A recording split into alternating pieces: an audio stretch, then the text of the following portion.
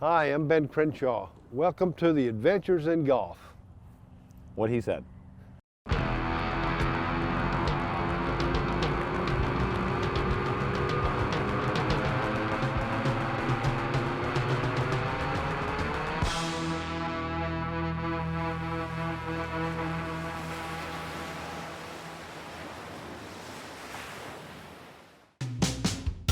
Welcome to Austin, the capital of Texas and the live music capital of the world.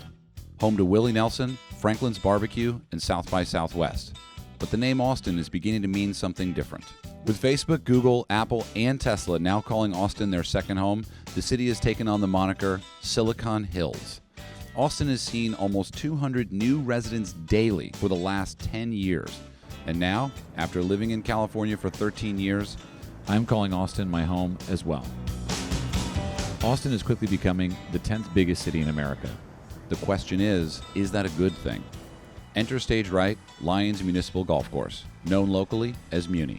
The story of Lions is one of community, history, and depending on who you talk to, good and evil.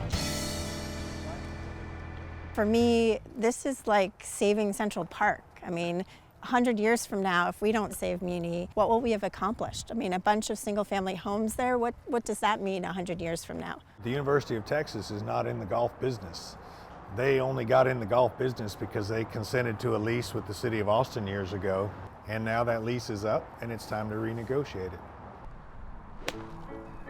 Lions Municipal Golf Course has a long and complex history dating back prior to the course's creation. In 1910, George W. Brackenridge donated 503 acres across the Colorado River, to and for the benefit of the University of Texas. This donation was aptly named the Brackenridge Tract, and after selling some 150 acres for infrastructure and residential purposes, the 345 acres that remain represent the largest parcel of undeveloped green space left in Austin. And it's from this parcel that the university leased 141 acres to the local Lions Club to build a golf course. The Lions Club built the course in 1924-25, and the Lions Club ran the course up until 1936, and then they decided to turn it over to the city of Austin. So the university gave the city a lease, a 50-year lease from 1937 to 1987. Since then, UT has renegotiated the lease to the city a number of times, but voted in 2011 not to renew when it expires in 2019. The land is now leased on a month-to-month basis, while the fate of the course is being determined. What happened this last time is that it was the history of the course that has allowed us to persuade at least some people that there is a value here that can't be measured in real estate dollars. In 2016, Lions was added to the National Register of Historic Places as the first golf course south of the Mason-Dixon line to become racially integrated. It was the late 1950s when two black youths began to play golf on the course and were allowed to continue. Lo and behold, we had an unbelievable mayor at that time, Taylor Glass, and they were apparently alerted and said, these guys are out playing golf, and Taylor Glass said, let them play.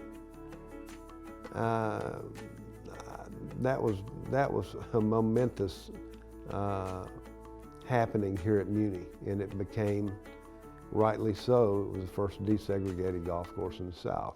Was it the second Masters that you won where you never had a three-putt? That's right. I didn't have a three-putt in 1984 either. Legendary golfer and course architect Ben Crenshaw, a UT alumnus, joined the Save Muni fight in 2019 when he co-created the Muni Conservancy, a nonprofit with the mission to raise money for the purchase of the tract from the university. As a lifelong Austinite, Ben's connection to the course is definitely personal. Golf, of course, is my passion. I owe everything to golf. And I'm just like any other kid who came out and started playing here when I was 8 and 9 years old. Our mothers would drop us off here and let us play all day, and then they'd pick us up at dark. And the social aspects of the game, I think, are so vital, and I think that's what's important here. When you're at Muni, you're meeting everyone in the city. Austin should be proud of this place, and there are a lot of us who really want to preserve it and keep it a municipal golf course open to everyone. Muni belongs to the public. It has for 100 years, and it needs to remain so. Noel Bridges is a local business owner and a Save Muni board member. Muni is just a special place. I happened to go to school right across the street growing up. Muni happens to be in one of the more affluent parts of Austin, but I didn't live in that part of town growing up. And I see Muni and also nearby Deep Eddy Pool and Barton Springs as these community places that belong to the public and make me feel welcome no matter what part of town I'm in. And I think Muni means that way to a lot of people. It is Texas golf in the purest sense. It's Muni golf, but it's where every generation, every background, every ethnicity, anybody can come play golf and they feel welcome and they feel like they're a part of the family. What it gives back to all the kids, and you see so many kids here growing up and learning the game of golf, and it just ties into being better human beings. It's a historical golf course. It's like a what you call a diamond in the rough. We're losing too many courses, and the only options after this is to go to private courses, country clubs that charge outrageous prices. As our city grows, there's just not that much green space, and I think we need to do what we can to protect it. Do you play golf? Not exactly, no. Maybe someday. I love the game, but haven't quite picked it up yet. Why would you devote so much time and energy to a mission that's centered around a game that you don't play? I'm sure you know now, like 15 area high schools and middle schools use it for golf. It has so much potential to be a community center for, you name it, not just golf. And it's really sad when people just see it as just a golf course, because it's so much more. That space also, though, is a wildlife sanctuary. There's a water recharge zone. And so as a space that matters for Austin, I believe it's critical. Alison Alter is the city council member for the district Muni is located in. For years, she's worked with the mayor and multiple community organizations to negotiate a deal with the University of Texas. We're in the process of trying to collaborate with the University of Texas to re-envision a whole section of our city. And at the core of that space, we all agree that we want to have this open space and green space and recreation space. And we're working really hard to create the opportunity for this public-private partnership to work so that the folks who are really focused on the golf course help us to pay UT for the golf course to be part of that vision. I think UT is really missing out. I think they're failing to see the value of this incredible place that's a civil rights landmark. It's a place where children and seniors alike are spending their days doing what they love, and there's so much opportunity, even for more revenue. Like, let's make money. The only reason the University of Texas is at the table is because it understands the importance of this. Richard Suttle is outside counsel for UT at Austin and specializes in land use. Is there a part of your client's connection to the problem where you're just like, why are we being perceived as the bad guy? Well, because we own the land, and most people don't understand that the University of Texas is simply a landlord. The University of Texas had nothing to do with the desegregation of the course or the operations of the course. They did a favorable land lease years ago, and now that lease is up and it's time to renegotiate it. It's the University of Texas's land. That's number one. And we fully know that. I'm at Longhorn, and I grew up with it, and we've had talks with them, and they know how valuable it is, and we would certainly like to dovetail with them. We've had it appraised several times. What is it?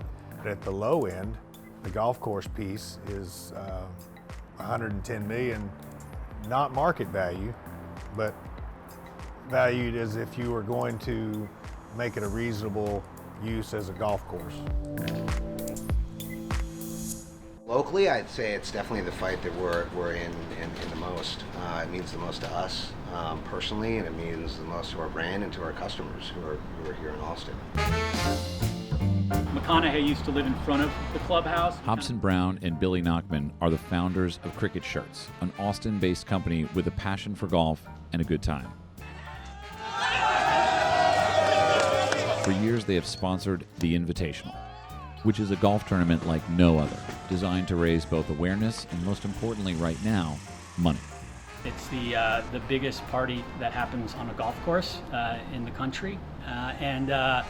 It's been at Lions for the last 14 years. So for us, I mean, the connection to Lions is like such an organic thing. And really, it's an opportunity for, everyone in the community to come together and celebrate Lions, celebrate having a good time on the golf course.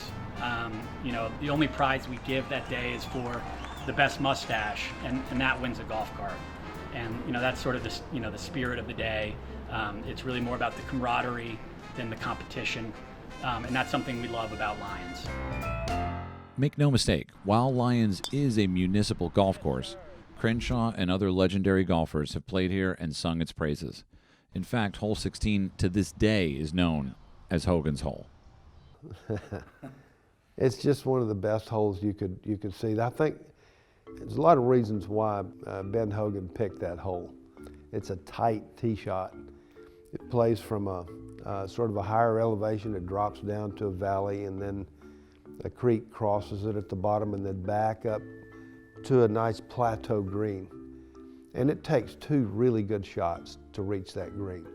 So it has a lot of mystique about it, and as well as it should. So where are we now with the fight to save Muni? We are now got all the partners at the table really cooperating and being creative about a solution. The university has always been willing to take a reasonable value because there are other things that go into value other than just cash. There's the ability for the students to play over there. There's the historical aspect of it. There's the value to the community. But at some point, you have to balance that with the fiduciary duty to the people that give you the gift, the university and their students. I think they're going to get there, and they've come a long way as far as it's not going to be a golf course anymore. Get over it. So what's going to happen? I think there'll be a deal. I think there'll be a deal. I think the university has put a very fair and attractive scenario on the table, and I think that between the Conservancy and the district and the city, that we will come up with a scenario where everybody gives, everybody gets, and I think that there's a good chance that at least it'll be green space, and there's a good chance it'll be a golf course. Who's going to play you in the movie? Tom Hanks. No. No. You don't get Tom Hanks. I don't get Tom Hanks? No. I'm sorry. Well, I guess I need to know the ending first. Save Muni goes beyond Austin. Like, the idea is a lot bigger than just Lions, and that's our focus right now. And I do think everybody should help make this happen, because then we can move on to the next fabulous place that needs our attention. Like all munis across the globe, this place has a vibe. Partially because we own it, but primarily because we are the ones that fight for it. I don't know how the fight to save Muni will end, but I do know that when anyone, anywhere sets foot on their local golf course, they become part of it. There's a quote by Gilbert K. Chesterton that I often think about when coming or going. It says, "The whole object of travel is not to set foot on foreign land. It is at last to set foot on one's own country as a foreign land."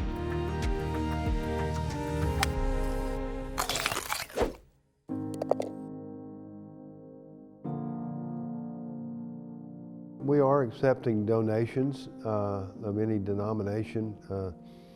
SaveMuni.com is a great information source. Let this thread of recreation keep going on for generations more.